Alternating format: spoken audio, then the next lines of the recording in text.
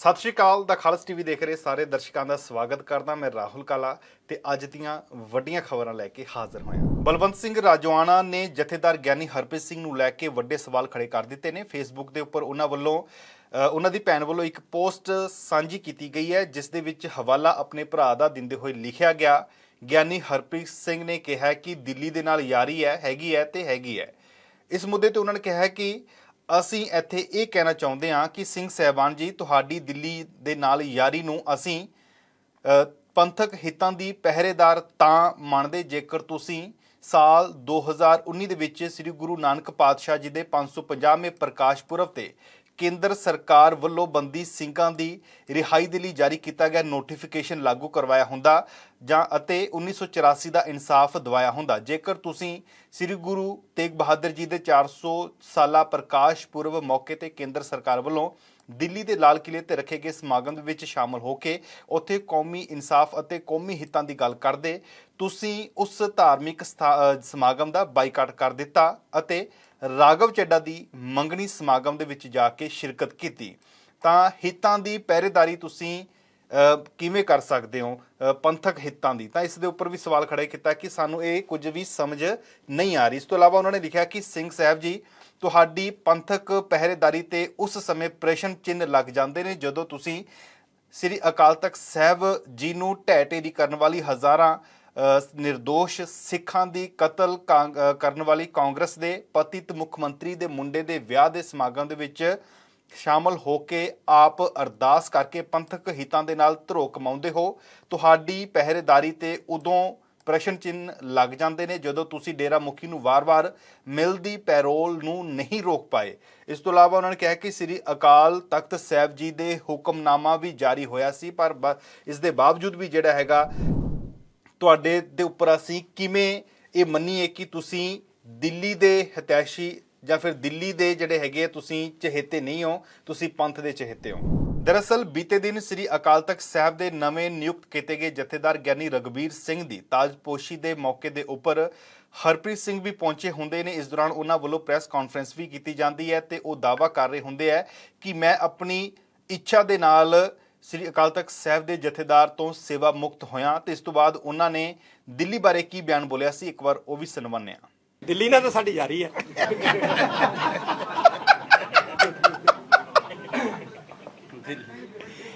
ਆਪੇ ਜੋ ਕਹਿੰਦੇ ਆ ਤਾਂ ਹੈਗੀ ਆ ਫਿਰ। ਹਾਂ ਹੈਗੀ ਆ, ਕਿਉਂ ਹੈ ਨਹੀਂ ਜੀ? ਸਿੰਘ ਸਾਹਿਬ ਕਹਿੰਦੇ ਦੇਖੋ, ਪੰਥ ਦਾ ਨੁਕਸਾਨ, ਸੰਸਥਾਵਾਂ ਦਾ ਨੁਕਸਾਨ, ਕਿਸੇ ਨਾਲ ਸਹਿਚਾਰ ਹੋਣਾ ਨਾ ਹੋਣਾ ਇਹ ਵੱਖਰਾ ਵਿਸ਼ਾ ਜੀ, ਲੇਕਿਨ ਪੰਥ ਦਾ ਨੁਕਸਾਨ, ਸੰਸਥਾਵਾਂ ਦਾ ਨੁਕਸਾਨ, ਕੌਮ ਦਾ ਨੁਕਸਾਨ ਇਹ ਕਦੇ ਸੁਪਨੇ 'ਚ ਨਹੀਂ ਸੋਚ ਸਕਦੇ। ਜੇ ਕੋਈ ਕਰੂਗਾ ਡਟ ਕੇ ਪਹਿਰੇਦਾਰੀ ਕਰਾਂਗੇ, ਭਾਵੇਂ ਜਿਹਦੇ ਨਾਲ ਜਾਰੀ ਹੈ ਜਾਂ ਨਹੀਂ ਹੈ। ਔਰ ਕੀਤੀ ਹੈ ਜੀ, ਕੋਈ ਨਿੱਜੀ ਕੰਮ ਨਹੀਂ ਲਿਆ ਜੀ, ਕੋਈ ਨਿੱਜੀ ਕੋਈ 1 ਰੁਪਈਏ ਦਾ ਕੰਮ ਨਹੀਂ ਲਿਆ। ਜਦੋਂ ਗੱਲ ਕੀਤੀ ਹੈ ਠੋਕੇ ਕੀਤੀ ਹੈ, ਸੰਸਥਾ ਦੀ ਕੀਤੀ ਹੈ, ਪੰਥ ਦੀ ਕੀਤੀ ਹੈ ਔਰ ਪੰਥਕ ਸੋਚ ਦੀ ਕੀਤੀ ਹੈ ਜੀ, ਔਰ ਇਹ ਹੋਏ ਰਹੇਗੀ ਜੀ। ਚੰਡੀਗੜ੍ਹ ਦੇ ਵਿੱਚ ਪ੍ਰੈਸ ਕਾਨਫਰੰਸ ਨੂੰ ਸੰਬੋਧਨ ਕਰਦੇ ਹੋਏ ਸੁਪਰੀਮ ਕੋਰਟ ਦੇ ਸੀਨੀਅਰ ਵਕੀਲ HS ਫੁਲਕਾ ਵੱਲੋਂ ਕਿਹਾ ਗਿਆ ਕਿ ਜੇ ਸਿੱਖ ਕੌਮ ਨੇ ਸਰਕਾਰ ਵੱਲੋਂ ਜੋ ਆਪ ਮੁਹਾਰੇ ਬਦਲਾਅ ਕੀਤੇ ਨੇ, ਤਬਦੀਲੀਆਂ ਨੂੰ ਮੰਨ ਲਿਆ, ਤਾਂ ਇਹ ਰਾਹ ਖੋਲ੍ਹ ਦੇਵੇਗੀ ਕਿ ਭਵਿੱਖ ਦੇ ਵਿੱਚ ਕਦੇ ਵੀ ਐਕਟ ਦੇ ਵਿੱਚ ਤਬਦੀਲੀ ਕਰਕੇ ਸਰਕਾਰ ਦੀਆਂ ਏਜੰਸੀਆਂ ਹਰਿਮੰਦਰ ਸਾਹਿਬ ਅਤੇ ਸ੍ਰੀ ਅਕਾਲ ਤਖਤ ਸਾਹਿਬ ਦੇ ਪ੍ਰਬੰਧ ਦੇ ਵਿੱਚ ਦਖਲ ਦੇ ਸਕਣਗੀਆਂ। ਉਹਨਾਂ ਨੇ ਕਿਹਾ ਹੈ ਕਿ ਸਿੱਖ ਗੁਰਦੁਆਰਾ ਐਕਟ ਦੇ ਵਿੱਚ ਸੋਧ ਕਰਕੇ ਮਾਨ ਸਰਕਾਰ ਨੇ ਖਤਰਨਾਕ ਪਰੰਪਰਾ ਦੀ ਸ਼ੁਰੂਆਤ ਕਰ ਦਿੱਤੀ ਹੈ। ਫੂਲਕਾ ਨੇ ਕਿਹਾ ਕਿ 90% ਸਿੱਖ ਜਿਹੜੇ ਹੈਗੇ ਨੇ ਬਾਦਲਾਂ ਦੇ ਵਿਰੋਧੀ ਸਨ, ਪਰ ਮਾਨ ਸਰਕਾਰ ਵੱਲੋਂ ਕੀਤੀ ਗਈ ਇਸ ਕਾਰਵਾਈ ਦੇ ਕਾਰਨ ਅੱਜ ਸਾਰੇ ਸਿੱਖ ਸਰਕਾਰ ਦਾ ਵਿਰੋਧ ਕਰ ਰਹੇ ਨੇ। ਗੁਰਬਾਣੀ ਦੇ ਪ੍ਰਸਾਰਣ, ਉਹਨਾਂ ਨੇ ਕਿਹਾ ਕਿ ਗੁਰਬਾਣੀ ਦਾ ਪ੍ਰਸਾਰਣ ਕਿਸੇ ਇੱਕ ਚੈਨਲ ਨੂੰ ਨਹੀਂ ਦਿੱਤਾ ਜਾਣਾ ਚਾਹੀਦਾ, ਮੈਂ ਇਸ ਦੀ ਵਕਾਲਤ ਕਰਦਾ ਰਿਹਾ। ਫੂਲਕਾ ਨੇ ਕਿਹਾ ਕਿ ਜਿਹੜਾ ਪਹਿਲਾ ਮੁੱਦਾ ਸੀ ਸਰਕਾਰ ਦਰਮਿਆਨ ਬਾਦਲ, ਤਾਂ ਹੁਣ ਮੁੱਦਾ ਇਹ ਬਣ ਚੁੱਕਿਆ ਸਰਕਾਰ ਬਨਾਮ ਸਿੱਖ। ਉਸਤੇ ਕਰਕੇ ਉਹ 90% ਸਿੱਖ ਜਿਹੜੇ ਕਿ ਬਾਦਲਾਂ ਦੇ ਖਿਲਾਫ ਨੇ, ਉਹਨਾਂ ਨੂੰ ਵੀ ਇਸ ਵੇਲੇ ਮਜਬੂਰ ਹੋ ਕੇ ਇਹ ਜਿਹੜੀ ਅਮੈਂਡਮੈਂਟ ਆ ਇਹਦਾ ਵਿਰੋਧ ਕਰਨਾ ਪੈ ਰਿਹਾ। ਜਦੋਂ ਸ਼ੁਰੂ ਦੇ ਵਿੱਚ ਮੈਂ ਵੀ ਇਹ ਗੱਲ ਕਹੀ ਸੀ ਕਿ ਬਾਦਲਾਂ ਦਾ ਕੰਟਰੋਲ ਖਤਮ ਕੀਤਾ ਜਾਵੇ, ਮੈਂ ਤਾਂ ਸ਼ੁਰੂ ਤੋਂ ਇਸ ਗੱਲ ਦੇ ਹੱਕ ਵਿੱਚ ਹਾਂ ਕਿ ਪੋਲੀਟੀਕਲ ਪਾਰਟੀਆਂ ਦਾ ਹੀ ਕੰਟਰੋਲ ਖਤਮ ਕੀਤਾ ਜਾਵੇ, ਇਕੱਲੇ ਬਾਦਲਾਂ ਦਾ ਨਹੀਂ। ਪੋਲੀਟੀਕਲ ਪਾਰਟੀਆਂ ਦਾ ਹੀ ਕੰਟਰੋਲ ਖਤਮ ਕੀਤਾ ਜਾਵੇ। ਪਰ ਜਦੋਂ ਇੱਕਦਮ ਇਹ ਗੱਲ ਆਈ, ਅਮੈਂਡਮੈਂਟ ਜਿਸ ਦਿਨ ਆਉਣੀ ਸੀ ਉਸ ਤੋਂ ਇੱਕ ਦਿਨ ਪਹਿਲਾਂ ਇਹ 20 ਤਰੀਕ ਨੂੰ ਆਈ, 18 ਨੂੰ ਟਵੀਟ ਆਈ, ਉਦੋਂ ਪਤਾ ਨਹੀਂ ਸੀ ਕੀ, 19 ਨੂੰ ਫਿਰ ਪਤਾ ਹੀ ਨਹੀਂ ਲੱਗਿਆ ਕਿ ਇਹ ਕੀ ਅਮੈਂਡਮੈਂਟ ਆ ਰਹੀ ਆ, ਕੀ ਹੋ ਰਿਹਾ, ਕਿ ਨਵਾਂ ਐਕਟ ਆ ਰਿਹਾ, ਕੀ ਨਹੀਂ ਹੋ ਰਿਹਾ। ਤੇ ਉਸ ਗੱਲ ਤੋਂ ਮਜਬੂਰ ਹੋ ਕੇ ਮੇਰੇ ਵਰਗੇ ਕਈ ਹੋਰ ਲੋਕ ਜਿਹੜੇ ਕਿ ਬਾਦਲਾਂ ਦੇ ਖਿਲਾਫ ਵੀ ਸੀ, ਉਹਨਾਂ ਨੂੰ ਵੀ ਇਹ ਤਰੀਕੇ ਦਾ ਵਿਰੋਧ ਕਰਨਾ ਪਿਆ। ਉਹਨਾਂ ਨੂੰ ਕਿਸੇ ਇੱਕ ਚੈਨਲ ਦਾ ਕਾਪੀਰਾਈਟ ਕੀਰਤਨ ਉੱਤੇ ਨਹੀਂ ਹੋਣਾ ਚਾਹੀਦਾ ਔਰ ਬਾਦਲਾਂ ਦਾ ਕਬਜ਼ਾ ਇੱਥੋਂ ਖਤਮ ਹੋਣਾ ਚਾਹੀਦਾ। ਪਰ ਜੋ ਹੁਣ ਇਹ ਮੁੱਦਾ ਬਣ ਗਿਆ, ਇਹ ਇਕੱਲਾ ਸਰਕਾਰ ਬਨਾਮ ਬਾਦਲ ਨਹੀਂ ਰਿਹਾ, ਇਹ ਜਿਸ ਤਰੀਕੇ ਨਾਲ ਬਣ ਗਿਆ, ਅੱਜ ਇਹ ਮੁੱਦਾ ਸਰਕਾਰ ਬਨਾਮ ਸਿੱਖ ਹੋ ਗਿਆ। ਤੇ ਇਸ ਕਰਕੇ ਸਰਕਾਰ ਨੂੰ, ਪੰਜਾਬ ਸਰਕਾਰ ਨੂੰ ਬੇਨਤੀ ਕਰਦਾ ਕਿ ਇਸ ਦੇ ਉੱਤੇ ਮੁੜ ਵਿਚਾਰ ਕਰੇ। ਵਿਧਾਨ ਸਭਾ ਸੈਸ਼ਨ ਦੇ ਵਿੱਚ ਮੁੱਖ ਮੰਤਰੀ ਭਗਵੰਤ ਮਾਨ ਵੱਲੋਂ ਸੁਖਬੀਰ ਸਿੰਘ ਬਾਦਲ ਦੀ ਦਾੜੀ ਵਾਲੇ ਬਿਆਨ ਤੇ ਵਿਵਾਦ ਲਗਾਤਾਰ ਭਖਦਾ ਜਾ ਰਿਹਾ। ਇਹ ਮੁੱਦਾ ਠੰਡਾ ਨਹੀਂ ਹੋ ਰਿਹਾ। ਹੁਣ ਸ਼੍ਰੋਮਣੀ ਅਕਾਲੀ ਦਲ ਦੇ ਜਨਰਲ ਸਕੱਤਰ ਵਿਕਰਮ ਸਿੰਘ ਮਜੀਠੀਆ ਨੇ ਪੰਜਾਬ ਸਰਕਾਰ ਤੇ ਖੂਬ ਤੰਜ ਕੱਸੇ ਨੇ। ਵਿਕਰਮ ਮਜੀਠੀਆ ਨੇ ਵੱਡਾ ਇਲਜ਼ਾਮ ਲਗਾਉਂਦੇ ਹੋਏ ਇਹ ਬਿਆਨ ਦਿੱਤਾ ਹੈ ਕਿ ਮੁੱਖ ਮੰਤਰੀ ਭਗਵੰਤ ਮਾਨ ਪੀ ਕੇ ਵਿਧਾਨ ਸਭਾ ਦੇ ਵਿੱਚ ਗਏ ਸਨ। ਵਿਕਰਮ ਮਜੀਠੀਆ ਨੇ ਇਹ ਤੰਜ ਕੱਸਦੇ ਹੋਏ ਕਿਹਾ ਕਿ ਵਿਧਾਨ ਸਭਾ ਦੇ ਵਿੱਚ ਗੁਰੂਆਂ ਦੀ ਬੇਅਦਬੀ ਕਰਨ ਦੇ ਲਈ ਜਿਹੜਾ ਬੁਲਾਇਆ ਗਿਆ ਸੀ। ਮਜੀਠੀਆ ਨੇ ਕਿਹਾ ਕਿ ਵਿਧਾਨ ਸਭਾ ਦੇ ਵਿੱਚ ਦਾੜੇ ਬਾਰੇ ਬਿਆਨ ਦੇ ਕੇ ਜੋ ਦਿੱਤਾ ਗਿਆ ਮੁੱਖ ਮੰਤਰੀ ਭਗਵੰਤ ਮਾਨ ਵੱਲੋਂ, ਕਿਤੇ ਇਹ ਦਿੱਲੀ ਦੇ ਮੁੱਖ ਮੰਤਰੀ ਅਰਵਿੰਦ ਕੇਜਰੀਵਾਲ ਦਾ ਏਜੰਡਾ ਤਾਂ ਨਹੀਂ ਹੈ। ਮੈਂ ਅੱਜ ਕਹਿ ਰਿਹਾ ਜੀ ਇਹ, ਔਰ ਮੈਨੂੰ ਬੜੇ ਇੱਕ ਸੇਵਾ ਦੇ ਵਿੱਚ, ਜਿਵੇਂ ਮੈਂ ਤੁਹਾਨੂੰ ਕਿਹਾ ਸੀ ਨਾ ਕਿ ਕੱਲ ਡੀਜੀਪੀ ਦਾ ਬਿੱਲ ਆ ਰਿਹਾ ਤੇ ਤੁਸੀਂ ਉਹਨੇ ਕੈਬਨਿਟ 'ਚ ਤਾਂ ਲਿਆ ਹੀ ਨਹੀਂ, ਸਿੱਧੇ ਉੱਥੇ ਲਿਆਏ। ਮੇਰੇ ਬੜੇ ਵੱਡੇ ਸੋਰਸ ਨੇ ਕਹੀ ਹੈ ਮੈਨੂੰ ਇਹ ਗੱਲ, ਕਹਿੰਦਾ ਸਰ ਉਸ ਦਿਨ ਵੀ ਇਹ ਪੀ ਕੇ ਆਇਆ ਸੀ। ਪੰਜਾਬ ਦੀ ਵਿਧਾਨ, ਜਿਹੜਾ ਪੰਜਾਬ ਦੀ ਲੋਕ ਸਭਾ 'ਚ ਪੀ ਕੇ ਜਾ ਸਕਦਾ ਹੈ ਔਰ ਉਹਦੀ ਸ਼ਿਕਾਇਤ ਉਹਨਾਂ ਦੇ ਸਾਥੀ ਐਮਪੀ ਖਾਲਸਾ ਜੀ ਕਰ ਸਕਦੇ ਆ, ਜਾਂ ਲੋਕ ਉਹਨੂੰ ਸੁੰਘਦੇ ਆ ਵਿਧਾਨ ਪਾਰਲੀਮੈਂਟ 'ਚ, ਦੇਸ਼ ਦਾ ਸਪੀਕਰ ਇਹ ਗੱਲ ਕਹਿ ਸਕਦਾ। ਤੇ ਜਿਹੜੀ ਵਿਧਾਨ ਸਭਾ 'ਚ ਕੰਟਰੋਲ ਹੀ ਇਹਨਾਂ ਦਾ ਹੈ, ਬਹੁਮਤ ਇਹਨਾਂ ਦਾ ਹੈ, ਉੱਥੇ ਪੀ ਕੇ ਆਉਣ ਤੋਂ ਕੀ ਇਹਨਾਂ ਨੇ 2 ਵਾਰੀ ਵੀ ਸੋਚਣਾ ਆਉਣ ਤੋਂ ਪਹਿਲਾਂ? ਪੰਜਾਬ ਸਰਕਾਰ ਵੱਲੋਂ ਸੂਬੇ ਦੇ ਰਿਟਾਇਰ ਮੁਲਾਜ਼ਮਾਂ ਤੋਂ ਵਿਕਾਸ ਟੈਕਸ ਵਸੂਲ ਕੀਤਾ ਜਾਵੇਗਾ, ਜਿਸ ਨੂੰ ਲੈ ਕੇ ਹੁਣ ਵਿਰੋਧੀ ਧਿਰਾਂ ਨੇ ਸਵਾਲ ਖੜੇ ਕਰ ਦਿੱਤੇ ਨੇ। ਦਰਅਸਲ ਕੀ ਹੈ ਕਿ ਜਿਹੜੇ ਰਿਟਾਇਰ ਮੁਲਾਜ਼ਮ ਹੈ ਪੰਜਾਬ ਸਰਕਾਰ ਦੇ, ਉਹਨਾਂ ਤੋਂ ਸਰਕਾਰ ਨੇ ਪ੍ਰਤੀ ਮਹੀਨਾ 200 ਰੁਪਇਆ ਵਸੂਲਣ ਦਾ ਜਿਹੜਾ ਦਾਅਵਾ ਕੀਤਾ, ਇਸ ਦਾ ਲੈਟਰ ਜਾਰੀ ਕਰ ਦਿੱਤਾ ਗਿਆ। 22 ਜੂਨ ਤੋਂ ਇਹ ਹੁਕਮ ਲਾਗੂ ਹੋ ਗਏ ਨੇ। ਇਸ ਦੇ ਨਾਲ ਜੇਕਰ ਦੇਖਿਆ ਜਾਵੇ ਤਾਂ ਪੰਜਾਬ ਭਰ ਦੇ ਵਿੱਚ ਤਕਰੀਬਨ 1.5 ਲੱਖ ਦੇ ਕਰੀਬ ਪੈਨਸ਼ਨਰ ਨੇ ਤੇ ਹਰ ਮਹੀਨੇ ਉਹਨਾਂ ਦੀ ਜੇਕਰ ਪੈਨਸ਼ਨ ਦੇ ਵਿੱਚੋਂ 200 ਰੁਪਇਆ ਕਟੌਤੀ ਕੀਤੀ ਜਾਂਦੀ ਹੈ ਤਾਂ 7 ਕਰੋੜ ਰੁਪਏ ਦਾ ਇਹ ਵਿਕਾਸ ਟੈਕਸ ਵਸੂਲ ਕਰੇਗੀ ਸਰਕਾਰ ਦੇ ਖਜ਼ਾਨੇ ਦੇ ਵਿੱਚ। ਹਰ ਮਹੀਨੇ 7 ਕਰੋੜ ਆਣਗੇ ਤੇ ਇਸੇ ਹੀ ਤਰ੍ਹਾਂ ਇਹ ਜੇਕਰ ਕੁੱਲ ਕਲੈਕਸ਼ਨ ਸਾਲ ਦੀ ਦੇਖੀ ਜਾਵੇ ਤਾਂ 84 ਕਰੋੜ ਰੁਪਇਆ ਪੰਜਾਬ ਸਰਕਾਰ ਦੇ ਖਜ਼ਾਨੇ ਦੇ ਵਿੱਚ ਆਵੇਗਾ। ਇਸ ਤਰ੍ਹਾਂ ਦੇ ਨਾਲ ਪੰਜਾਬ ਸਰਕਾਰ ਦੇ ਵੱਖ-ਵੱਖ ਵਿਭਾਗ ਅਤੇ ਬੋਰਡ, ਕਾਰਪੋਰੇਸ਼ਨ ਦੇ ਸਾਰੇ ਸੇਵਾ ਮੁਕਤ ਕਰਮਚਾਰੀ ਹੈ ਉਹ ਇਸ ਟੈਕਸ ਦੇ ਘੇਰੇ ਦੇ ਵਿੱਚ ਆ ਜਾਣਗੇ। ਇਹਨਾਂ ਦੇ ਵਿੱਚੋਂ ਜੇਕਰ ਜ਼ਿਕਰ ਕੀਤਾ ਜਾਵੇ ਤਾਂ 1,20,000 ਦੇ ਕਰੀਬ ਪੰਜਾਬ ਦੇ ਵਿੱਚ ਅਧਿਆਪਕ ਨੇ ਜੋ ਰਿਟਾਇਰ ਨੇ। ਇਸ ਤੋਂ ਇਲਾਵਾ ਬਿਜਲੀ ਵਿਭਾਗ ਹੋ ਗਿਆ, ਫਿਰ ਪੰਜਾਬ ਪੁਲਿਸ ਹੋ ਗਈ। ਇਹਨਾਂ ਦੇ ਤਕਰੀਬਨ 1 ਲੱਖ ਦੇ ਕਰੀਬ ਮੁਲਾਜ਼ਮ ਨੇ ਜੋ ਰਿਟਾਇਰ ਨੇ ਤੇ ਇਹਨਾਂ ਤੋਂ ਵੀ ਹੁਣ ਜਿਹੜਾ ਹੈ ਪੰਜਾਬ ਸਰਕਾਰ 200 ਰੁਪਇਆ ਪ੍ਰਤੀ ਮਹੀਨਾ ਟੈਕਸ ਵਸੂਲੇਗੀ। ਪੈਨਸ਼ਨ ਦੇ ਵਿੱਚੋਂ ਆਪਣੇ ਆਪ ਕੱਟ ਕੀਤੇ ਜਾਣਗੇ। ਇਸ ਮੁੱਦੇ ਦੇ ਉੱਪਰ ਹੁਣ ਵਿਰੋਧੀ ਧਿਰ ਕਾਂਗਰਸ ਨੇ ਵੀ ਸਰਕਾਰ ਨੂੰ ਘੇਰਨ ਦੀ ਕੋਸ਼ਿਸ਼ ਕੀਤੀ ਹੈ। ਪੰਜਾਬ ਕਾਂਗਰਸ ਦੇ ਪ੍ਰਧਾਨ ਅਮਰਿੰਦਰ ਸਿੰਘ ਰਾਜਾ ਵੜਿੰਗ ਨੇ ਇਸ ਫੈਸਲੇ ਦੀ ਨਿਖੇਧੀ ਕੀਤੀ ਹੈ। ਉਹਨਾਂ ਨੇ ਟਵੀਟ ਕਰਦੇ ਹੋਏ ਕਿਹਾ ਕਿ ਭਗਵੰਤ ਮਾਨ ਬਿਹਤਰ ਹੋਵੇਗਾ ਜੇਕਰ ਆਮ ਆਦਮੀ ਪਾਰਟੀ ਆਪਣੀ ਅਸਲ ਯੋਜਨਾ ਨੂੰ ਜਨਤਕ ਕਰੇ। ਬਦਲਾਅ ਦੇ ਨਾਂ ਤੇ ਨਵੇਂ ਟੈਕਸ ਲਗਾ ਕੇ ਲੋਕਾਂ ਨੂੰ ਲੁੱਟਣਾ ਬੰਦ ਕਰੋ। ਪੰਜਾਬ ਕਾਂਗਰਸ ਨੇ ਪ੍ਰਧਾਨ ਨੇ ਕਿਹਾ ਕਿ ਪੰਜਾਬ ਕਾਂਗਰਸ ਨੇ ਸਰਕਾਰ ਦੇ ਪੈਨਸ਼ਨਰਾਂ ਅਤੇ ਸੇਵਾ ਮੁਕਤ ਵਿਅਕਤੀਆਂ ਤੋਂ ਜੋ ਟੈਕਸ 200 ਰੁਪਏ ਪ੍ਰਤੀ ਮਹੀਨਾ ਕਟੌਤੀ ਕਰਨ ਦਾ ਫੈਸਲਾ ਕੀਤਾ ਹੈ, ਇਸ ਦੀ ਅਸੀਂ ਨਿਖੇਧੀ ਕਰਦੇ ਹਾਂ। ਇਸੇ ਤਰ੍ਹਾਂ ਨਵਜੋਤ ਸਿੰਘ ਸਿੱਧੂ ਨੇ ਵੀ ਇਸ ਦੀ ਵਿਰੋਧ ਕੀਤੀ ਹੈ, ਇਸ ਫੈਸਲੇ ਦਾ ਵਿਰੋਧ ਕੀਤਾ ਹੈ। ਨਵਜੋਤ ਸਿੰਘ ਸਿੱਧੂ ਨੇ ਭਗਵੰਤ ਮਾਨ ਦੇ ਤੰਜ ਕੱਸਦੇ ਹੋਏ ਕਿਹਾ ਕਿ ਤਾਂ ਫਿਰ ਹੁਣ ਭੀਖ ਵਾਲਾ ਕਟੋਰਾ ਬਾਹਰ ਆ ਹੀ ਗਿਆ। ਸੂਬੇ ਲਈ ਕੋਈ ਆਮਦਨ ਦੇ ਸਾਧਨ ਨਹੀਂ, ਲੋਕਾਂ ਦੀ ਜੇਬ ਚੋਂ ਖਜ਼ਾਨਾ ਭਰਿਆ ਜਾ ਰਿਹਾ, ਕਰਜ਼ੇ, ਅਸਿੱਧੇ ਟੈਕਸ ਅਤੇ ਹੁਣ ਸਪਸ਼ਟ ਸਿੱਧੇ ਟੈਕਸ ਵਸੂਲੇ ਜਾ ਰਹੇ ਨੇ। ਪੰਜਾਬ ਸਰਕਾਰ ਦੀ ਵਿੱਤੀ ਸਥਿਤੀ ਗੰਭੀਰ ਹਾਲਤ ਦੇ ਵਿੱਚ ਹੈ। ਨਵਜੋਤ ਸਿੰਘ ਸਿੱਧੂ ਨੇ ਕਿਹਾ ਕਿ ਬੱਕਰੇ ਦੀ ਮਾਂ ਕਦੋਂ ਤੱਕ ਖੈਰ ਮਨਾਏਗੀ। ਉਧਰ ਪੰਜਾਬ ਦੇ ਵਿਰੋਧੀ ਧਿਰ ਦੇ ਲੀਡਰ ਪ੍ਰਤਾਪ ਸਿੰਘ ਬਾਜਵਾ ਨੇ ਵੀ ਪੈਨਸ਼ਨਰਾਂ ਨੂੰ ਲੈ ਕੇ ਜੋ ਸਰਕਾਰ ਨੇ ਫੈਸਲਾ ਲਿਆ, ਇਸ ਦੇ ਉੱਪਰ ਉਹਨਾਂ ਨੇ ਇਸ ਫੈਸਲੇ ਦੀ ਨਿਖੇਧੀ ਕੀਤੀ ਹੈ। ਪ੍ਰਤਾਪ ਸਿੰਘ ਬਾਜਵਾ ਨੇ ਕਿਹਾ ਕਿ ਦੂਸਰੀ ਵਾਰ ਪੈਟਰੋਲ ਅਤੇ ਡੀਜ਼ਲ ਤੇ ਵੈਟ ਵਧਾਇਆ ਅਤੇ ਬਿਜਲੀ ਦੇ ਰੇਟਾਂ ਦੇ ਵਿੱਚ ਵਾਧਾ ਕਰਨ ਤੋਂ ਬਾਅਦ ਆਮ ਆਦਮੀ ਪਾਰਟੀ ਦੀ ਸਰਕਾਰ ਕੋਹਿਨੂਰ ਪੰਜਾਬ ਦੇ ਸੀਐਮ ਭਗਵੰਤ ਮਾਨ ਨੇ ਹੁਣ ਪੰਜਾਬ ਦੇ ਪੈਨਸ਼ਨਰਾਂ ਨੂੰ ਨਵਾਂ ਤੋਹਫਾ ਦੇ ਦਿੱਤਾ ਹੈ।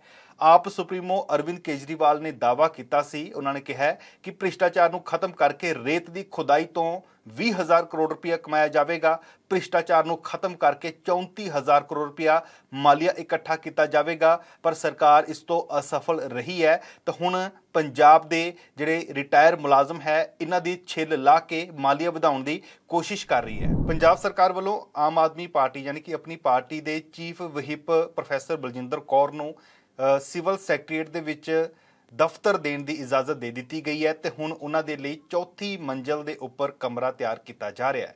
ਇਸ ਦਫ਼ਤਰ ਦੇ ਵਿੱਚ ਸਟਾਫ ਵੀ ਦਿੱਤਾ ਜਾਵੇਗਾ। ਜੋ ਜਾਣਕਾਰੀ ਮਿਲੀ ਹੈ ਕਿ ਚੌਥੀ ਮੰਜ਼ਲ ਦੇ ਉੱਪਰ ਕਮਰੇ ਦੀ ਭਾਲ ਕਰ ਲਈ ਗਈ ਹੈ ਤੇ ਹੁਣ ਉੱਥੇ ਰੈਨੋਵੇਟ ਦਾ ਕੰਮ ਚੱਲ ਰਿਹਾ ਤਾਂ ਜੋ ਉਸ ਨੂੰ ਦਫ਼ਤਰੀ ਰੂਪ ਦਿੱਤਾ ਜਾ ਸਕੇ, ਜਿੱਥੇ ਬਲਜਿੰਦਰ ਕੌਰ ਬੈਠਣਗੇ ਸਿਵਲ ਸੈਕਟਰੀਏਟ ਦੀ ਚੌਥੀ ਮੰਜ਼ਲ ਦੇ ਉੱਪਰ। ਤਾਂ ਇੱਥੇ ਜਿਹੜਾ ਸਟਾਫ ਹੈਗਾ, ਜੋ ਜਾਣਕਾਰੀ ਮਿਲੀ ਹੈ, ਇੱਕ ਪੀਏ ਨਿਯੁਕਤ ਕਰ ਦਿੱਤਾ ਗਿਆ ਤੇ ਨਾਲ ਦੀ ਨਾਲ ਇੱਕ ਸਟਾਫ ਮੈਂਬਰ ਹੋਰ ਇੱਥੇ ਤੈਨਾਤ ਕਰ ਦਿੱਤਾ ਗਿਆ। ਐਨਆਈਏ ਵੱਲੋਂ ਵੱਡੀ ਕਾਰਵਾਈ ਕਰਦੇ ਹੋਏ ਪੰਜਾਬ ਤੇ ਹਰਿਆਣਾ ਦੇ 8 ਮੋਸਟ ਵਾਂਟਡ ਗੈਂਗਸਟਰਾਂ ਦੇ ਉੱਪਰ ਇਨਾਮ ਰੱਖ ਦਿੱਤਾ। ਹੁਣ ਇਹਨਾਂ ਦੇ ਸਿਰ ਦੇ ਉੱਪਰ 5-5 ਲੱਖ ਰੁਪਏ ਤੇ ਕਈਆਂ ਦੇ ਉੱਪਰ 1 ਲੱਖ ਰੁਪਏ ਇਨਾਮ ਰੱਖਿਆ। 5-5 ਲੱਖ ਜੋ ਇਨਾਮ ਰੱਖੇ ਹੋਏ ਨੇ, ਇਹਨਾਂ ਦੇ ਵਿੱਚ ਹੈ ਗੈਂਗਸਟਰ ਅਰਸ਼ ਡੱਲਾ ਜੋ ਕੈਨੇਡਾ ਬੈਠਾ ਹੋਇਆ ਤੇ ਗੌਰਵ ਪਟਿਆਲ। ਇਹਨਾਂ ਦੋਵਾਂ ਦੇ ਉੱਪਰ 5-5 ਲੱਖ ਰੁਪਏ ਐਨਆਈਏ ਨੇ ਇਨਾਮ ਰੱਖਿਆ ਹੋਇਆ।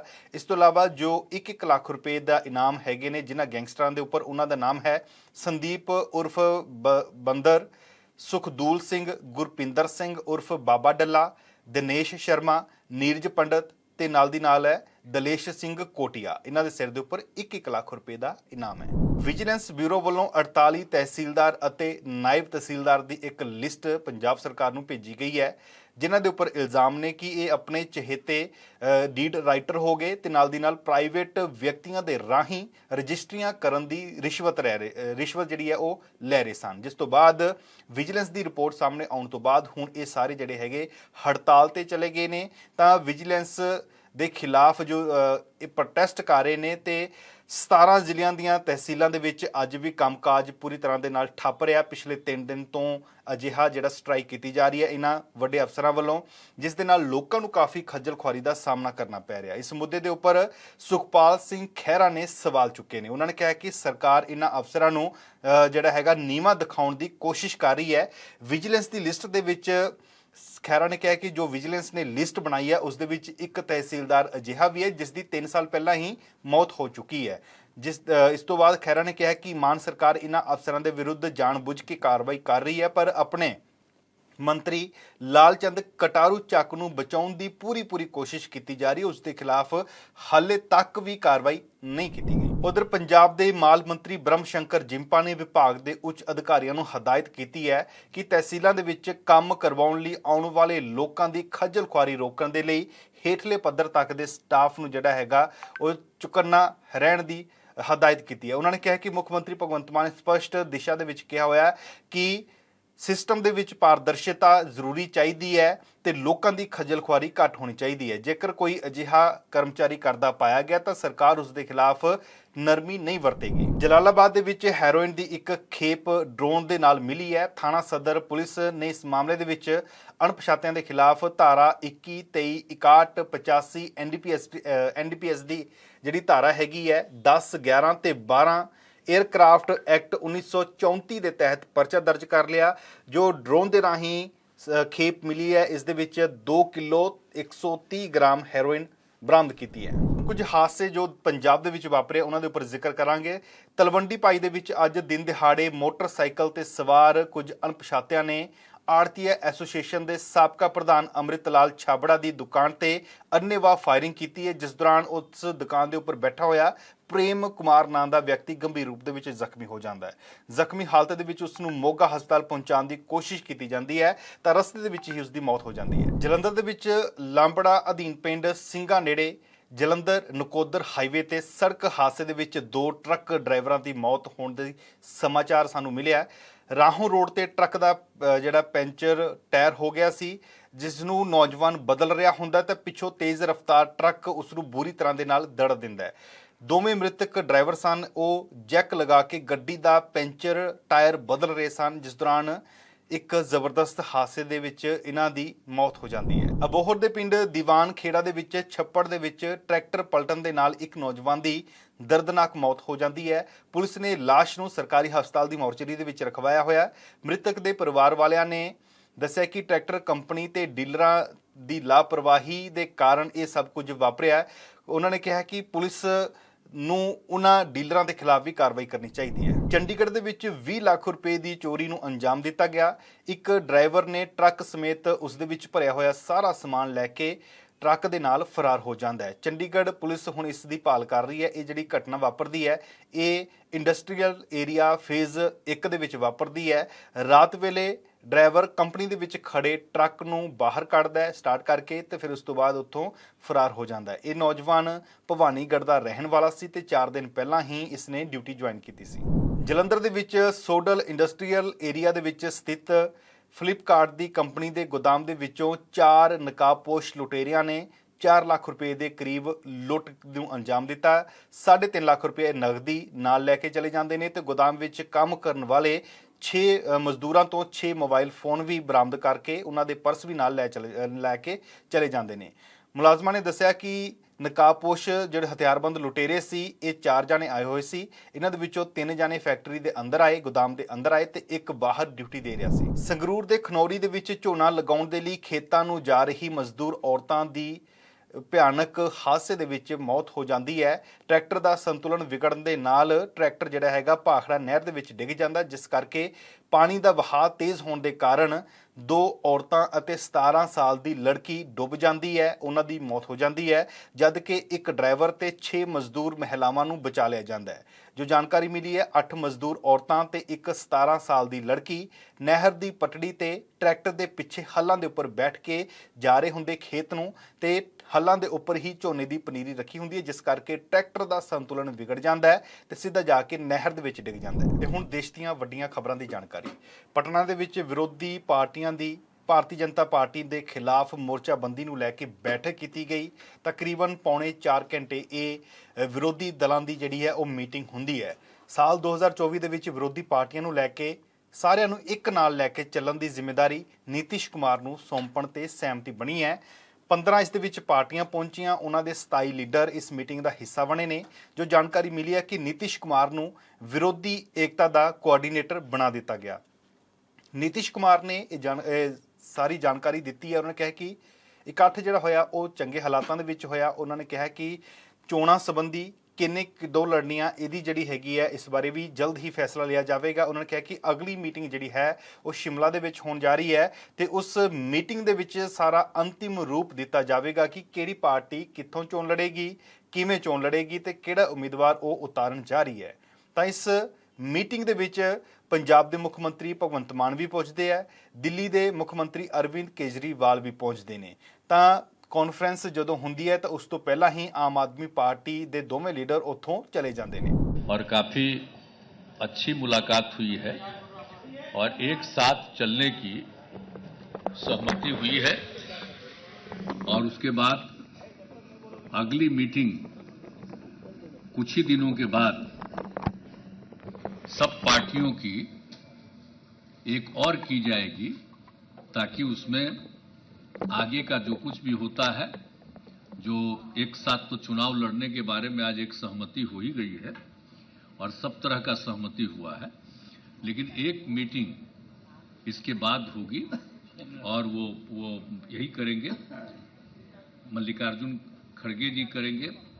उसके बारे में इन्होंने बता दिया है डेट और वो बताएंगे। अभी हम लोगों ने ही कहा कि जल्दी करना है, तो ये लोग अगले महीने जल्दी से जल्दी करेंगे, एक मीटिंग हो जाएगा तो वो तो एकदम समझिए कि वो अंतिम रूप ले लेगा। कौन कहाँ लड़ेंगे, क्या है, सब चीज के बारे में सब हो जाएगा। तो सहमति थी, ये हो गया है और बहुत अच्छे ढंग से, और सब लोगों ने माना है कि हम लोग मिल करके चलेंगे और देश के हित में है। अभी जो भी शासन में है वो देश के हित में काम नहीं कर रहे और सारे इतिहास को बदल रहे हैं। आजादी की लड़ाई को ਇਸ ਮੀਟਿੰਗ ਦਾ ਹਿੱਸਾ ਬਣੇ ਪੱਛਮੀ ਬੰਗਾਲ ਦੇ ਮੁੱਖ ਮੰਤਰੀ ਮਮਤਾ ਬੈਨਰਜੀ ਨੇ ਕਿਹਾ ਕਿ ਪਹਿਲੀ ਗੱਲ ਤਾਂ ਇਹ ਹੈ ਕਿ ਅਸੀਂ ਇੱਕ ਹਾਂ, ਦੂਸਰੀ ਗੱਲ ਇਹ ਹੈ ਕਿ ਸਾਰੇ ਅਸੀਂ ਇਕੱਠੇ ਹਾਂ ਤੇ ਤੀਸਰੀ ਉਹਨਾਂ ਕਿਹਾ ਕਿ ਸਾਨੂੰ ਵਿਰੋਧੀ ਧਿਰ ਨਾ ਬੋਲੋ, ਅਸੀਂ ਦੇਸ਼ ਦੇ ਨਾਗਰਿਕ ਹਾਂ, ਅਸੀਂ ਵੀ ਭਾਰਤ ਮਾਤਾ ਬੋਲਦੇ ਹਾਂ। ਤੇ ਉਹਨਾਂ ਨੇ ਕਿਹਾ ਕਿ ਵੱਡੀ ਗੱਲ ਇਹ ਹੈ ਕਿ ਸਾਡੀ ਲੜਾਈ ਬੀਜੇਪੀ ਦੇ ਨਾਲ ਹੈ। We are united, हम लोग एक है। दूसरी बात है we will fight unitedly, ये दूसरी बात है, हम लोग एक साथ में लड़ेंगे। तीसरी बात ये हुआ है कि हमारा लड़ाई, हमको अपोजिशन मत बोलो, हम लोग भी देश का सिटीजन है, हम लोग भी पैट्रियोटिक है, हम भी देशप्रेमिक है, हम भी भारत माता कहते हैं। मणिपुर जलने से हमारा भी आग जलते हैं। ऐसे हम लोगों ने ये तैयार किया कि बीजेपी का तानाशाही जो गवर्नमेंट, जो डिक्टेटरशिप चला रहा है, जो एट्रोसिटीज चला रहा है, एट्रोसस टेरिबल, क्या नहीं किया। हम लोग जो इलेक्टेड गवर्नमेंट है, हम लोग को उधर में पूरा राजभवन को ऑल्टरनेटिव गवर्नमेंट बना दिया। हमारा स्टेट का मालूम नहीं है फाउंडेशन डे है, उन्होंने फाउंडेशन डे कर दिया, हम लोग को कंसल्ट भी नहीं करके।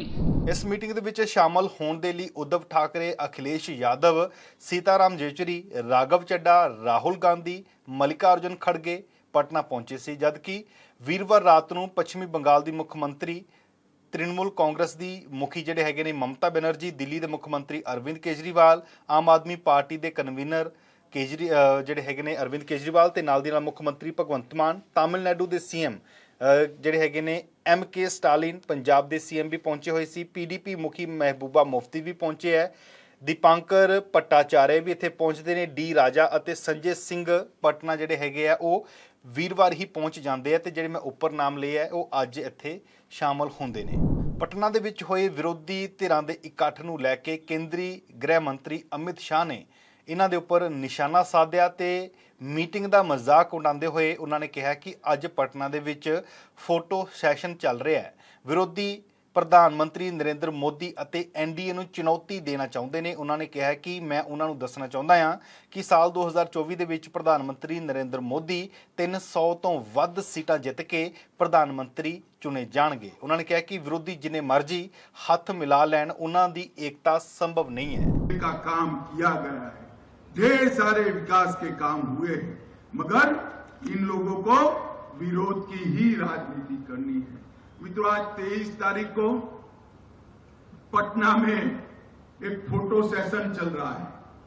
सारे विपक्ष के नेता एक मंच पर इकट्ठा हो रहे हैं और संदेश देना चाहते हैं कि हम भारतीय जनता पार्टी को, NDA को और मोदी जी को चैलेंज करेंगे। मैं सारे विपक्ष के नेताओं को एक कहना चाहता हूं, कितने भी हाथ मिला लो, आपकी एकता कभी संभव नहीं है, और हो भी गई तो कितने भी इकट्ठा होकर जनता के सामने आ जाइए। 2024 में 300 से ज्यादा सीटों के साथ नरेंद्र मोदी जी का प्रधानमंत्री बनना तय है। मित्रों, इन लोगों ने तमाशा देख कर किया है। 3 दिन से प्रधानमंत्री जी ਅਮਰੀਕਾ ਕੇ ਦੌਰੇ। ਕਾਂਗਰਸ ਪ੍ਰਧਾਨ ਮਲਿਕਾਰਜੁਨ ਖੜਗੇ ਨੇ ਕਿਹਾ ਕਿ ਦਿੱਲੀ ਦੇ ਵਿੱਚ ਪ੍ਰਸ਼ਾਸਨਿਕ ਸੇਵਾਵਾਂ ਨੂੰ ਕੰਟਰੋਲ ਕਰਨ ਦੇ ਲਈ ਕੇਂਦਰ ਸਰਕਾਰ ਦੇ ਆਰਡੀਨੈਂਸ ਤੇ ਫੈਸਲਾ ਸੰਸਦ ਦੇ ਆਗਾਮੀ ਮੌਨਸੂਨ ਸੈਸ਼ਨ ਦੇ ਸ਼ੁਰੂ ਹੋਣ ਤੋਂ ਪਹਿਲਾਂ ਕਰ ਲਿਆ ਜਾਵੇਗਾ। ਉਹਨਾਂ ਨੇ ਕਿਹਾ ਕਿ ਦਿੱਲੀ ਦੇ ਮੁੱਖ ਮੰਤਰੀ ਅਰਵਿੰਦ ਕੇਜਰੀਵਾਲ ਨੂੰ ਸ਼ਾਇਦ ਪਤਾ ਹੋਵੇਗਾ ਕਿ ਆਰਡੀਨੈਂਸ ਦਾ ਵਿਰੋਧ ਜਾਂ ਸਮਰਥਨ ਸੰਸਦ ਦੇ ਅੰਦਰ ਹੁੰਦਾ ਹੈ, ਨਾ ਕਿ ਸੰਸਦ ਦੇ ਬਾਹਰ। ਉਹਨਾਂ ਨੇ ਕਿਹਾ ਕਿ ਇਹ ਟਿੱਪਣੀ ਆਮ ਆਦਮੀ ਪਾਰਟੀ ਦੇ ਸੂਤਰਾਂ ਦੇ ਵੀਰਵਾਰ ਨੂੰ ਇਹ ਕਹਿਣ ਤੋਂ ਬਾਅਦ ਆਈ ਹੈ ਕਿ ਜੇਕਰ ਕਾਂਗਰਸ ਨੇ ਦਿੱਲੀ ਦੇ ਵਿੱਚ ਪ੍ਰਸ਼ਾਸਨਿਕ ਸੇਵਾਵਾਂ ਨੂੰ ਕੰਟਰੋਲ ਕਰਨ ਬਾਰੇ ਕੇਂਦਰ ਸਰਕਾਰ ਦੇ ਆਰਡੀਨੈਂਸ ਵਿਰੁੱਧ ਸਮਰਥਨ ਦੇਣ ਦਾ ਵਾਅਦਾ ਨਹੀਂ ਕੀਤਾ ਤਾਂ ਆਮ ਆਦਮੀ ਪਾਰਟੀ ਵਿਰੋਧੀ ਪਾਰਟੀਆਂ ਦੇ ਮੀਟਿੰਗ ਤੋਂ ਵਾਕਆਊਟ ਕਰ ਦੇਗੀ। ਕਾਂਗਰਸੀ ਲੀਡਰ ਰਾਹੁਲ ਗਾਂਧੀ ਵੀ ਇੱਥੇ ਪਹੁੰਚਦੇ ਆ, ਪਰ ਮੀਟਿੰਗ ਅਟੈਂਡ ਕਰਨ ਤੋਂ ਪਹਿਲਾਂ ਰਾਹੁਲ ਗਾਂਧੀ ਜਿਹੜੇ ਹੈਗੇ ਨੇ ਉਹ ਪਟਨਾ ਦੇ ਸਦਾਕਤ ਆਸ਼ਰਮ ਕੰਪਲੈਕਸ ਦੇ ਵਿੱਚ ਪਹੁੰਚਦੇ ਆ, ਜਿੱਥੇ ਉਹਨਾਂ ਨੇ ਇੱਕ ਇਕੱਠ ਨੂੰ ਸੰਬੋਧਨ ਕੀਤਾ ਤੇ ਇਸ ਕੈਂਪਸ ਦੇ ਵਿੱਚ ਰਾਹੁਲ ਗਾਂਧੀ ਨੇ ਡਾਕਟਰ ਭੀਮ ਰਾਓ ਅੰਬੇਦਕਰ ਦੀ ਮੂਰਤੀ ਦਾ ਉਦਘਾਟਨ ਵੀ ਕੀਤਾ। ਇਸ ਮੌਕੇ ਉਹਨਾਂ ਨੇ ਕਿਹਾ ਕਿ ਭਾਰਤ ਅੰਦਰ ਵਿਚਾਰਧਾਰਾ ਦੀ ਲੜਾਈ ਚੱਲ ਰਹੀ ਹੈ ਤੇ ਇਸ ਲੜਾਈ ਦੇ ਵਿੱਚ ਇੱਕ ਪਾਸੇ ਕਾਂਗਰਸ ਦੀ ਭਾਰਤ ਵਿੱਚ ਸ਼ਾਮਲ ਹੋਵੋ ਦੀ ਵਿਚਾਰਧਾਰਾ ਹੈ, ਦੂਸਰੇ ਪਾਸੇ ਆਰਐਸਐਸ ਭਾਜਪਾ ਦੀ ਭਾਰਤ ਤੋੜੋ ਵਾਲੀ ਵਿਚਾਰਧਾਰਾ ਹੈ। ਉਹਨਾਂ ਨੇ ਕਿਹਾ ਕਿ ਇੱਥੇ ਅਸੀਂ ਬਿਹਾਰ ਦੇ ਵਿੱਚ ਆਏ ਹਾਂ ਕਿਉਂਕਿ ਅਸੀਂ ਸਾਰੇ ਇੱਕ ਹਾਂ। ਪੱਛਮੀ ਬੰਗਾਲ ਦੇ ਵਿੱਚ ਪੰਚਾਇਤੀ ਇਲੈਕਸ਼ਨਾਂ ਦੀਆਂ ਚੋਣਾਂ ਦੇ ਐਲਾਨ ਤੋਂ ਬਾਅਦ ਸ਼ੁਰੂ ਹੋਈ ਹਿੰਸਾ ਜੋ ਹੈਗੀ ਆ ਉਹ ਰੁਕਣ ਦਾ ਨਾਮ ਨਹੀਂ ਲੈ ਰਹੀ। ਤਾਂ ਤਾਜ਼ਾ ਮਾਮਲਾ ਜੋ ਜਾਣਕਾਰੀ ਆਈ ਹੈ ਕਿ ਵੀਰਵਾਰ ਨੂੰ ਅਣਪਛਾਤੇ ਵਿਅਕਤੀਆਂ ਨੇ ਜਿਹੜੇ ਹਮਲਾਵਰ ਹੁੰਦੇ ਆ ਉਹ ਪੁਰੂਲੀਆ ਜ਼ਿਲ੍ਹੇ ਦੇ ਅਦਾਰਾ ਦੇ ਵਿੱਚ ਪਾਰਟੀ ਦਫ਼ਤਰ ਦੇ ਵਿੱਚ ਦਾਖਲ ਹੋ ਕੇ ਟਾਊਨ ਕਮੇਟੀ ਦੇ ਪ੍ਰਧਾਨ ਧਨਜੇ ਚੌਬੇ ਨੂੰ ਗੋਲੀ ਮਾਰ ਜਾਂਦੇ ਨੇ। ਫਿਰ ਇਸ ਤੋਂ ਬਾਅਦ ਉਹਨਾਂ ਦੀ ਮੌਤ ਹੋ ਜਾਂਦੀ ਹੈ। ਤਾਂ ਚੌਬੇ ਦੀ ਬੋਡੀਗਾਰਡ ਨੂੰ ਵੀ ਗੋਲੀ ਲੱਗੀ ਹੈ। ਫਿਲਹਾਲ ਦੋਵੇਂ ਜਿਹੜੇ ਹੈਗੇ ਨੇ ਉਹ ਹਸਪਤਾਲ ਦੇ ਵਿੱਚ ਇਹਨਾਂ ਨੂੰ ਦਾਖਲ ਕਰਵਾਇਆ ਜਾਂਦਾ, ਪਰ ਚੌਬੇ ਦੇ ਜ਼ਿਆਦਾ ਜ਼ਖਮ ਹੋਣ ਦੇ ਕਾਰਨ ਉਹਨਾਂ ਦੀ ਮੌਤ ਹੋ ਜਾਂਦੀ ਹੈ। ਉੜੀਸਾ ਦੇ ਬਾਲਾਸੋਰ ਦੇ ਵਿੱਚ ਜੋ ਭਿਆਨਕ ਰੇਲ ਹਾਦਸਾ ਹੋਇਆ ਸੀ ਤਾਂ ਇਸ ਤੋਂ ਬਾਅਦ ਰੇਲ ਮੰਤਰਾਲੇ ਨੇ ਅਧਿਕਾਰੀਆਂ ਨੂੰ ਲਾਪਰਵਾਹੀ ਨਾ ਵਰਤਣ ਦੀ ਸਲਾਹ ਦਿੰਦੇ ਹੋਏ ਵੱਡੀ ਕਾਰਵਾਈ ਕੀਤੀ ਹੈ। ਮੰਤਰਾਲੇ ਨੇ ਦੱਖਣ ਪੂਰਬੀ ਰੇਲਵੇ ਦੇ ਖੜਗਪੁਰ ਡਿਵੀਜ਼ਨ ਦੇ DRM, PSST, PSO ਤੇ ਨਾਲ ਦੀ ਨਾਲ PCCM ਅਧਿਕਾਰੀਆਂ ਦਾ ਤਬਾਦਲਾ ਕਰ ਦਿੱਤਾ ਹੈ। ਜੋ ਤਬਾਦਲਾ ਕੀਤਾ ਗਿਆ, ਇਸ ਤੋਂ ਬਾਅਦ ਹੁਣ ਨਵੇਂ DRM ਜਿਹੜੇ ਹੈਗੇ ਨੇ KR ਚੌਧਰੀ ਹੋਣਗੇ, ਜਦ ਕਿ ਸਤਿਆਕੀ ਨਾਥ ਨੂੰ ਖੜਗਪੁਰ ਰੇਲਵੇ ਡਿਵੀਜ਼ਨ ਦਾ ਨਵਾਂ PCSO ਨਿਯੁਕਤ ਕਰ ਦਿੱਤਾ ਗਿਆ।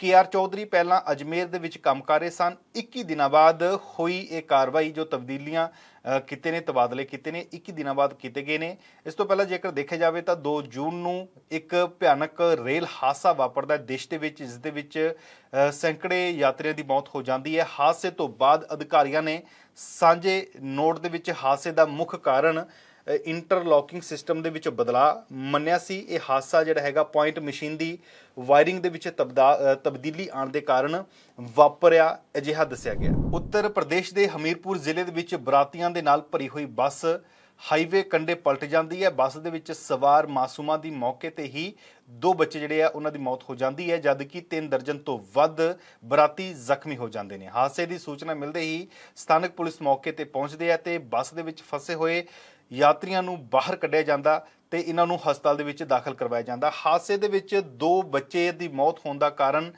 ਜਿਹੜਾ ਹੈਗਾ ਵਿਆਹ ਖੁਸ਼ੀਆਂ ਦੇ ਵਿੱਚੋਂ ਹੁਣ ਗਮ ਦੇ ਵਿੱਚ ਬਦਲ ਜਾਂਦਾ ਹੈ।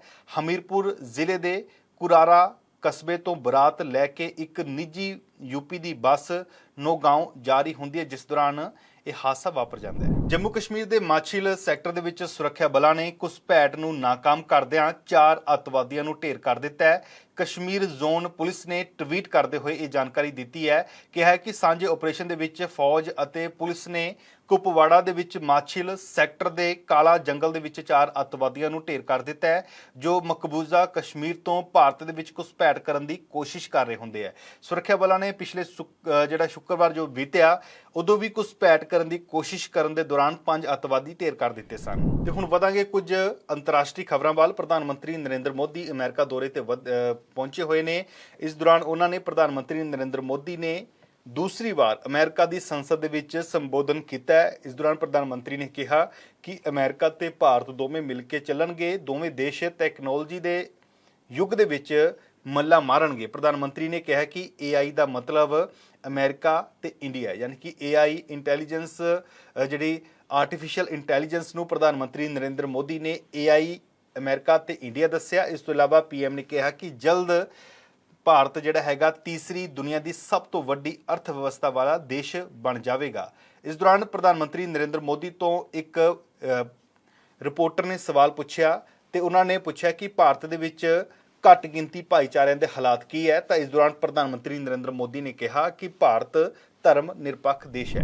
ਕੈਨੇਡਾ ਦੇ MP ਸੁਖ ਧਾਲੀਵਾਲ ਦੀ ਅਗਵਾਈ ਹੇਠ ਵਫਦ ਨੇ ਪਬਲਿਕ ਸੇਫਟੀ ਮੰਤਰੀ ਮਾਰਕੋ ਮੈਂਡੀਸੀਓ ਦੇ ਨਾਲ ਮੁਲਾਕਾਤ ਕੀਤੀ ਤੇ ਗੁਰੂ ਨਾਨਕ ਸਿੱਖ ਗੁਰਦੁਆਰਾ ਸਾਹਿਬ ਦੇ ਵਿੱਚ ਵਾਪਰੀ ਮੰਦਭਾਗੀ ਜੋ ਘਟਨਾ ਵਾਪਰੀ ਹੈ ਇਸ ਬਾਰੇ ਚਰਚਾ ਕੀਤੀ ਹੈ। ਸੁਖ ਧਾਲੀਵਾਲ ਨੇ ਦੱਸਿਆ ਕਿ ਮੰਤਰੀ ਨੇ ਵਫਦ ਨੂੰ ਭਰੋਸਾ ਦਿਵਾਇਆ ਕਿ ਅਸੀਂ ਕਾਨੂੰਨ ਲਾਗੂ ਕਰਨ ਵਾਲੀਆਂ ਏਜੰਸੀਆਂ ਦੇ ਨਾਲ ਰਲ ਕੇ ਕੰਮ ਕਰ ਰਹੇ ਹਾਂ ਤੇ ਸਿੱਖਾਂ ਤੇ ਸਾਰੇ ਕੈਨੇਡੀਅਨ ਲੋਕਾਂ ਦੀ ਸੁਰੱਖਿਆ ਨੂੰ ਯਕੀਨੀ ਅਸੀਂ ਬਣਾਵਾਂਗੇ। BCCI ਵੱਲੋਂ ਵੈਸਟ ਇੰਡੀਜ਼ ਖਿਲਾਫ ਅਗਲੇ ਮਹੀਨੇ ਸ਼ੁਰੂ ਹੋਣ ਵਾਲੇ 2 ਟੈਸਟ ਮੈਚਾਂ ਅਤੇ 1 ਦਿਨ ਦੀ ਸੀਰੀਜ਼ ਦੇ ਲਈ ਭਾਰਤੀ ਟੀਮ ਦਾ ਐਲਾਨ ਕਰ ਦਿੱਤਾ ਗਿਆ। ਬੱਲੇਬਾਜ਼ ਚੇਤੇਸ਼ਵਰ ਪੁਜਾਰਾ ਅਤੇ ਤੇਜ਼ ਗੇਂਦਬਾਜ਼ ਉਮੇਸ਼ ਯਾਦਵ ਨੂੰ ਟੈਸਟ ਟੀਮ ਤੋਂ ਬਾਹਰ ਕਰ ਦਿੱਤਾ ਗਿਆ। ਉੱਥੇ ਹੀ ਮੁਹੰਮਦ ਸ਼ਮੀ ਨੂੰ ਟੀਮ ਦੇ ਵਿੱਚ ਸ਼ਾਮਲ ਨਹੀਂ ਕੀਤਾ ਗਿਆ। ਨੌਜਵਾਨ ਬੱਲੇਬਾਜ਼ ਜਿਹੜੇ ਜੈਸਵਾਲ ਅਤੇ ਰਿਤੂਰਾਜ ਗਾਇਕਵਾੜ ਨੂੰ ਥਾਂ ਮਿਲੀ ਹੈ ਇਸ ਟੀਮ ਦੇ ਵਿੱਚ। ਇਸ ਦੇ ਨਾਲ ਹੀ ਤੇਜ਼ ਗੇਂਦਬਾਜ਼ ਨਵਦੀਪ ਸੈਣੀ ਵੀ ਵਾਪਸ ਆਏ ਨੇ। ਅਟਲਾਂਟਿਕ ਮਹਾਸਾਗਰ ਦੇ ਵਿੱਚ ਲਾਪਤਾ ਟਾਈਟਨ ਪਣਡੁੱਬੀ ਦੇ ਪਾਇਲਟ ਅਤੇ ਯਾਤਰੀਆਂ ਦੀ ਮੌਤ ਹੋ ਚੁੱਕੀ ਹੈ। ਇਹ ਦੁਖਦ ਖਬਰ ਜਿਹੜੀ ਹੈਗੀ ਹੈ ਉਹ ਸਾਹਮਣੇ ਆਈ ਹੈ। AP ਦੀ ਰਿਪੋਰਟ ਦੇ ਮੁਤਾਬਕ ਖੋਜ ਮੁਹਿੰਮ ਦੇ ਵਿੱਚ ਲੱਗੀ ਕੰਪਨੀ ਨੇ ਵੀਰਵਾਰ 22 ਜੂਨ ਨੂੰ ਦੇਰ ਰਾਤ ਇਹ ਗੱਲ ਕਹੀ ਹੈ। ਇਸ ਤੋਂ ਪਹਿਲਾਂ US ਕੋਸਟ ਗਾਰਡ ਨੇ ਕਿਹਾ ਸੀ ਕਿ ਲਾਪਤਾ ਪਣਡੁੱਬੀ ਦੀ ਭਾਲ ਦੇ ਦੌਰਾਨ ਟਾਈਟੈਨਿਕ ਜਹਾਜ਼ ਦੇ ਨੇੜੇ ਮਲਬਾ ਦੇਖਿਆ। ਉਹਨਾਂ ਨੇ ਲਾਪਤਾ ਪਣਡੁੱਬੀ ਦਾ ਸੰਚਾਲਨ ਕਰਨ ਵਾਲੀ ਕੰਪਨੀ ਨੇ ਕਿਹਾ ਕਿ ਉਹਨਾਂ ਦਾ ਮੰਨਣਾ ਹੈ ਕਿ ਅਸੀਂ ਪਣਡੁੱਬੀ ਦੇ ਵਿੱਚ ਸਵਾਰ ਸਾਰੇ ਯਾਤਰੀਆਂ ਨੂੰ ਦੁਖਦਾਈ ਤੌਰ ਤੇ ਗਵਾ ਚੁੱਕੇ ਹਾਂ। ਕੰਪਨੀ ਨੇ ਇੱਕ ਬਿਆਨ ਦੇ ਵਿੱਚ ਕਿਹਾ ਕਿ ਇਸ ਦੁੱਖ ਦੀ ਘੜੀ ਦੇ ਵਿੱਚ ਅਸੀਂ ਸਾਡੇ ਸਾਰੇ ਜਿਹੜੇ ਮੈਂਬਰ ਹੈ ਉਹ ਪਰਿਵਾਰ ਉਹਨਾਂ ਦੇ ਨਾਲ ਹੈ ਤੇ ਅਸੀਂ ਕਿਸੇ ਵੀ ਤਰ੍ਹਾਂ ਦਾ ਜੇ ਕੋਈ ਮਦਦ ਹੋਵੇਗੀ ਅਸੀਂ ਪਰਿਵਾਰ ਨੂੰ ਮੁਹੱਈਆ ਕਰਾਵਾਂਗੇ। ਇਸ ਹਾਦਸੇ ਤੇ ਉਹਨਾਂ ਨੇ ਦੁੱਖ ਵੀ ਜ਼ਾਹਰ ਕੀਤਾ ਹੈ। ਅੱਜ ਦੀਆਂ ਵੱਡੀਆਂ ਖਬਰਾਂ ਦੇ ਵਿੱਚ ਇੰਨਾ ਹੀ। ਦੇਸ਼ ਦੁਨੀਆ ਤੇ ਹੋਰ ਪੰਜਾਬ ਦੀਆਂ ਤਾਜ਼ਾ ਅਪਡੇਟ ਜਾਣਨ ਦੇ ਲਈ ਤੁਸੀਂ ਲਗਾਤਾਰ ਬਣੇ ਰਹੋ ਦਾ ਖਾਲਸ TV ਨਾਲ।